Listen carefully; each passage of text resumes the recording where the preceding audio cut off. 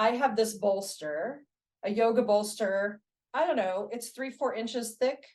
And it's pretty firm. So this is the one I use. You can stack blankets in any height that you would like under your hips. But most of us in this country, because we're chair sitters, will need some kind of height under our hips to make a cross-legged position feel better.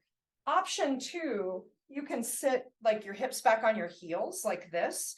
It might be, this can feel crunchy to knees or to the backs of your legs.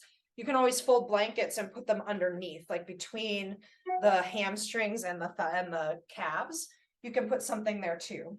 That's another option. Of course, seated in a chair. And if you're seated in a chair, I would suggest, if it feels right for you, scooting your sits bones to the edge of the chair, feet flat on the floor, and then your knees, or rather the tops of your legs and the bottom of your legs kind of come straight out from the hip points, from these hip points here, where the femur goes into the hip socket.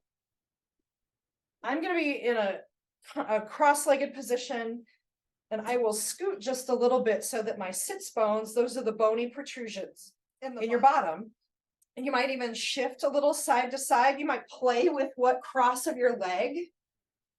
One will feel more natural than the other. There's one that'll feel like a more natural cross than the other. And feel yourself, for now, settling in.